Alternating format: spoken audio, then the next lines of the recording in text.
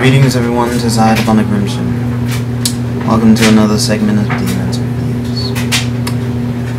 So, you all know what this review is about by the title, and of course the intro of this video. And it's been 2 weeks since I saw the movie, so little disclaimer, and I do apologize for this. In order to kind of jog my memory of what the heck I saw, I've watched a few reviews. I've watched the discussion between the Cinema Snob and the Spoony one, the Todd in the Shadows and the Nostalgia Chick review, Beautiful Joe's Beautiful Thoughts on the Dreadful Mama 1's channel. Saw that. And prior to all of those reviews, before seeing the movie, I did see the Film Adams review, to which he said it was a good movie. And basically, my point is, I'm going to be referencing those reviews quite a bit in this, so I do apologize if it's like if it comes off like I'm stating their opinions instead of my own. But kind of start things off, what did I think of this movie? I enjoyed it. I genuinely loved it. I thought it was the best of the three.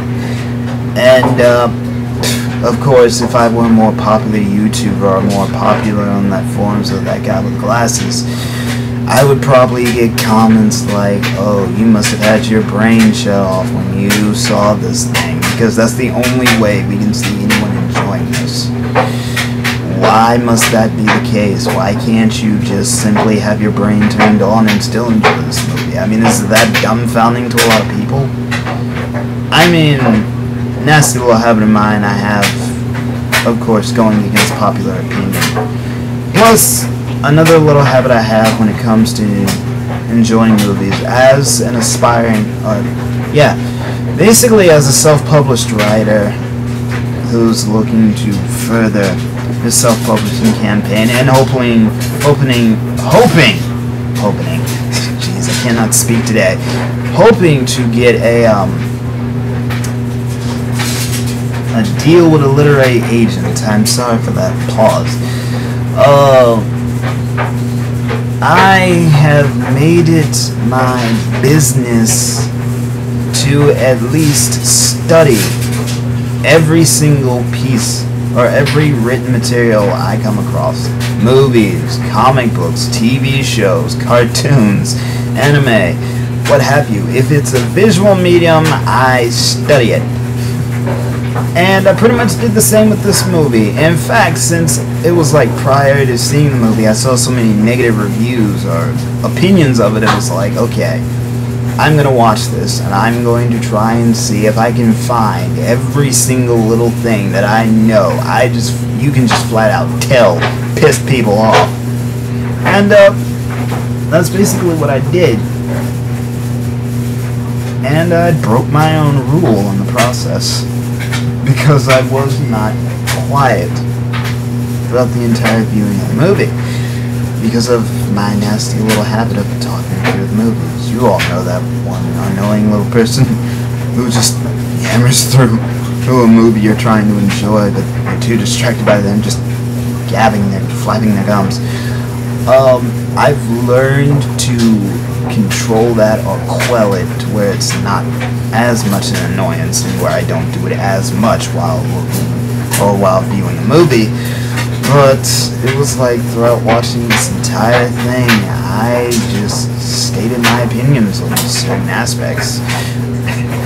And again, time for a sum up for at least the 1% or 0.5% of you who have yet to see this darn thing for yourselves instead of just watching reviews of it.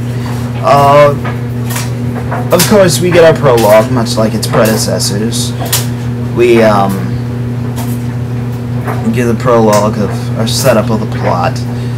Sentinel Prime escapes in the Ark with the pillars of the space bridge, which will allow anyone to traverse to anywhere in the universe. And basically, he doesn't want. Well, it's stated that it was like he didn't want the Decepticons to get their nubby little hands on the space bridge. So Sentinel Prime takes the Ark, crash lands on the moon by accident. Which, when I saw that, I was like, wow, that's a bit of a disappointment, because when I first saw the preview, since it was like they were kind of hyping Shockwave to be like the next villain, I thought that must be Shockwave. Hey, it's a tank floating through space. It has some plausibility to it, right? You're not buying it? Fine. Yeah, of course, this pretty much sparks the plan to, or the U.S. and the Russians to going to the moon. And of course, Buzz Aldrin and his crew find the Autobots, find Sentinel Prime and his men all offline, dead. And of course, after the opening credits, or the titles card comes up, we, much like as stated in the reviews of Todd in the Shadows and The Nostalgia Chick and Beautiful Joe's Beautiful Thoughts on the Dread Dormammu 1's channel, we are indeed greeted by a butt shot. I don't know why I blocked that from my memory. It's like the first thing we see is the rear end of Carly Spencer, aka Sam Witwicky's new girlfriend, who, surprisingly enough, is an actual character from the original G1 cartoon, for those of you who don't know. Well, at least they were trying to stay within canon this time. Not buying it? Fine. Anyway, of course, she's trying to cheer Sam up because, you know, he's a bit depressed by the fact that, he helped save the world twice. Actually, once. Unless, of course, you count him taking the,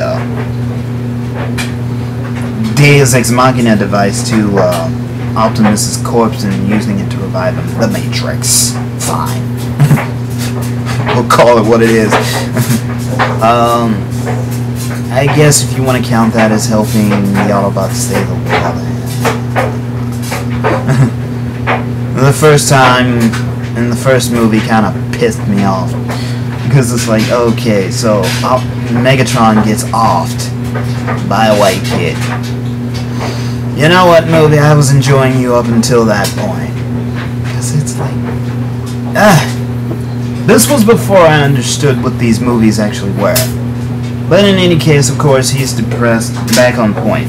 He's depressed about, you know, not being able to work alongside the Autobots, which would make sense. I mean, he helps save the world like twice. He should, you know, be enrolled into the military by this freaking point. Especially since in the original cartoons, G1 and G2, who, the Witwicky character, pardon me if I can't remember his first name, I'll probably put like a subtitle. Anyway, the Witwicky character would, like, be of some assistance to the Autobots in stopping the Decepticons, or what have you. And, that's not the case in this one. It's like he's out of a job. He's unemployed. You got a medal from Obama and gain nothing from that. And it's like at that moment in time, it made sense. Because it's like people got onto this movie, it's like it's just Sam whining again. For no reason. He actually has a reason this time. Well, actually, in the first movie, it was like, he was trying to get a girlfriend. Second movie. What was his reason for whining again? Oh, jeez. I can't even remember. But yeah, in this one, he's unemployed, and you know, he kind of deserves better. I'm sorry for saying that, but he kind of does. And of course, Carly is like, well, at least you got me. We can still live happily ever after. I can take care of you. And it's like, one thing that kind of made me chuckle inside was the line where Sam asked Carly, it was like, I'm your American boy toy, aren't I? It's like, they used the phrase boy toy. Jen would love this if she was watching this. And, of course, after that, it's like, we get Sam's parents, which probably caused everyone and their grandmother who hates these movies to rage, but hey, at least they're heavily underplayed in this movie. The only time we ever get to see Sam's parents is when they actually come up to see him and his new girlfriend and help him apply for a job. Also, we get, you know, appearances of Wheelie from the second movie and a new Transformer named Brains. A chimpanzee-looking thing who transforms into a Mac laptop. Or a notebook. Yeah, where the hell did he come from? When was he introduced? That was never explained. Oh, but anyway, after, you know, like, this job montage, which pretty much annoyed a lot of people, because, hey, it's called Transformers, not Sam gets a job. He finally gets employed. So, ha! Because another thing that a lot of people are talking about, and I am so sorry for doing this, I'm going to be doing that a lot. You know, comparative study. Compared to what I've heard and what I actually saw. It's like, I think it was mentioned that he never got employed. He actually did. Some office place. And of course, he works at, like, a delivery boy there. And it's like, after we go through that droning, dull scene, we finally get a scene with Optimus and Bumblebee. As they're, like, I think Iraq, or Russia, or somewhere where they come across this base with, like, this toxic gas. And, of course, Optimus is shown like a piece or a tool from the Ark, which is like, wait a minute, hold it, something's not right here. Y'all lied to us. And of course, at which point, the Decepticons Laserbeak, or Shockwave's pet worm of, the name eludes me at the moment.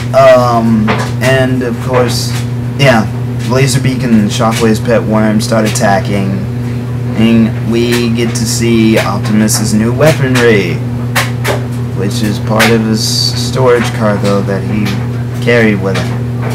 Huzzah! And of course, Shockwave appears, and at the moment he does and utters Prime's name, I was sitting in my seat going,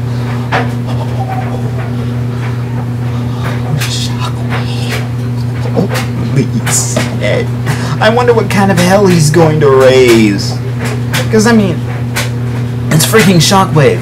They hyped him up to be the next villain. And for those of you who aren't that familiar with your Transformers lore, let me explain to you a little thing about Shockwave. Actually, you know what? Scratch that. I'll get on to that later. Because what I have to say about Shockwave and how, in his lack of move, and his lack of appearance in the movie was rather, I'll be blunt, disappointing. Because it's like, he shows up, then he disappears. That's what I remember, at least. And of course, Laserbeak tracks down Sam. Good God. why. And he gets that one Asian dude from Community. I know of him from that show because I would watch Community with my brother on certain occasions. But anyway, they have him playing like this character. It's like, I know about your Autobot alien buddies. You can call me Agent Wang, Deep Throat, Deep Wang. And of course, as he was saying all these dick references, I was sitting there thinking, and I actually uttered this in a whisper. It's like, okay, we get it. It's a dick joke. Please move on. And of course, at the point where he pulls down his pants and removes like a piece of paper from between his legs, it's like, it's like, these are the notes. Like, oh jeez. Oh man, why are you doing this? We get it, it's supposed to be funny. And some people actually laughed at it, and it's like, to each his own. Some people actually find this crap funny.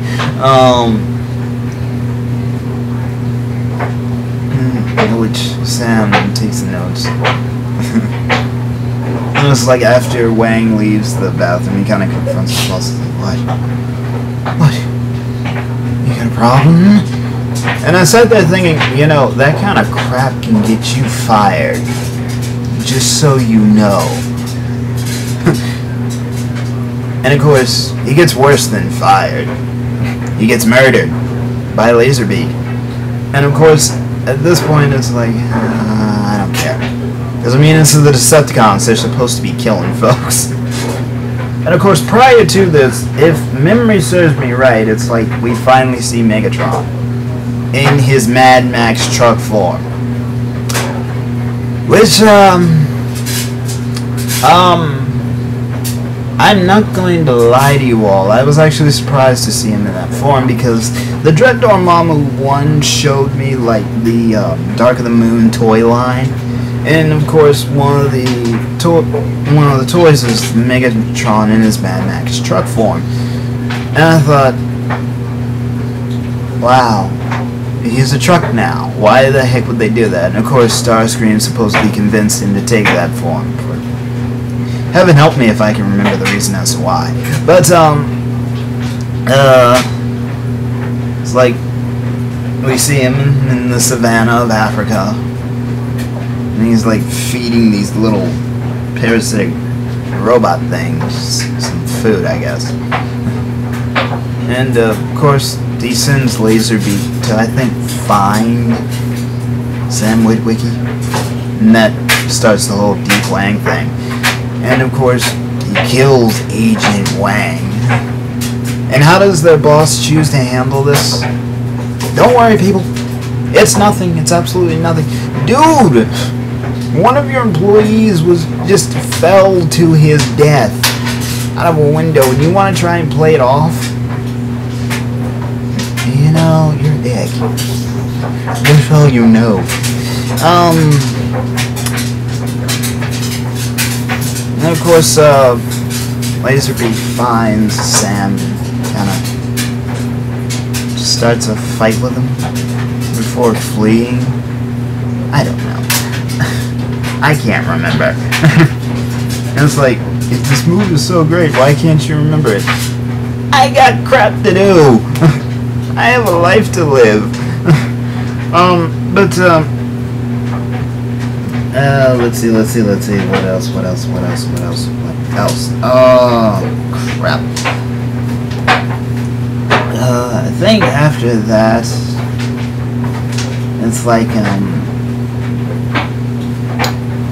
no, I think either before or after that, it's like Optimus Prime is pissed because it was like, why didn't you tell us about finding the Ark and my mentor, Sentinel Prime? Well, you see, Optimus, only the astronauts who found him knew about this. You see, we kept this classified, and only a small group of people knew, and no one else did. So, that's why. You're not going for this, are you? Nope. Well, it's a rather awkward situation, indeed. So, of course, they revive Sentinel Prime, and much like any war veteran frozen in time, he kinda has a little freak-out moment. It's like, where am I? What about the war? Yeah. You're on Earth, and as for the war, well, it's over. We kinda lost. Look on the bright side. At least you can call this your home now. So long as you, take on a disguise like the rest of us. And, let's see. Afterwards, it's like, Sam's still kind of annoyed. He wants to see the Autobots. I think that's when we first meet Wheeljack, aka Q, in this in particular version. He's like this Einstein-looking robot, and of course, Dino or Mirage is like this red Ferrari. And of course, we were properly introduced to Sideswipe, whom we met in the last movie. It was like, yeah, got one scene in the last movie where he's cutting sideways in half. Let's see, who else? Yeah, I think that was it in terms of the new Transformers that were being introduced. And of course, there was Sentinel Prime. And of course, Little Miss Authority, the blonde chick with glasses who would like talk down to everyone, including Sentinel Prime, for heaven help me if I know the reason. That's another thing too. It's like they would talk down to the Autobots in this. Sam did it to Bumblebee, and it's like, you don't come by to visit me anymore. You don't call. You don't come to hang out. I mean, what the heck, dude? And it's like, rather than Bumblebee having to say, dude, I work with your military now. I got stuff to do. It's like, oh, well, Sam, I'm sorry. It hurts for you. It hurts to hear you say that, Sam. I'm sorry. It's like, Bumblebee, are you whipped? You mean to tell me this human who's probably up to, like, the lower part of your ankle has you whipped? Dude! That's just wrong! And I mean, at least Sentinel Prime seemed to have more authority in this regard. Because it's like, of course I understand what you're saying, but at least listen to me first, you authoritative woman. You authoritative whore. I understand what you're saying, but at least listen to what I have to say first. I kind of like the fact that Sentinel Prime was voiced by Leonard Nimoy, except, you all know what line I'm going to refer to. That one quote from Wrath of Khan, which, all honesty, if I hadn't looked up Sentinel Prime on Wikipedia, I never would have found that out. You know the quote, the needs of the many outweigh the few. He says that like later on in the movie, and it's like, much like everyone else who was watching it, much like everyone else who had their brains turned on and who was watching, I was like, what many? What few? Because it's just you. Are you saying you're the majority in this situation? It's just you. But then, as I thought about it, because in the planning for this review, I was like, I can kind of see where he's coming from with all the Decepticons, because the only reason they want to rebuild Cybertron is to take it over.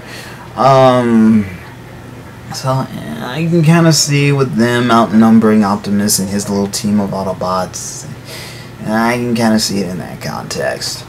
But for a lot of people, and I wouldn't be surprised if Nella wasn't the only Star Trek fan who kind of like raged at that moment. It's like, you're using a good line out of context, you son of a... But for me, it was like, Because, you know, I'm not a huge Star Trek fan. But anyway, back on point. It's like, since, Sentinel Prime wanted to move the pillars, because he just knew the Decepticons would find their little secret hideout, bust into the safe and take the pillars. It was like, we need to transfer them. And of course, Little Miss Authority was like, no. We leave them here. They're safe here. Well, seeing as how, spoilers, he rampaged through the place and managed to remove them and leave. So much for safe. But anyway, prior to that, it's like they make a plan to move Sentinel Prime. What was the plan? I wish I could tell you. Because, I'm not gonna lie to you all. I'm gonna be perfectly honest with you here. I am very easily entertained. So it's like, there's this one scene where they're like discussing the plan on what they're gonna do with in moving Sentinel Prime or protecting him or whatever. And of course, Sam's boss is like, I understand you have like a giant robot in your office. Can I see it? Just a quick little peek. And of course, he starts playing around with Bumblebee. At which point, you see him laying on the floor with Bumblebee's cannon facing him, and it's like, okay, Bumblebee, what the heck are you doing? Are you like threatening to shoot him or something? And of course, at least according to Cinema Snob, it was like he's tickling him. Bumblebee was tickling the guy, and it was like, I can kind of see that with like the vibrations from his cannon, whatever, irradiating, tickling somebody. It was like, it was as Spoonie said. They were basically dangling keys in front of the face of the audience because, again, I cannot tell you what the plan was because I was kind of focused on, please, Bumblebee, don't blow his head off.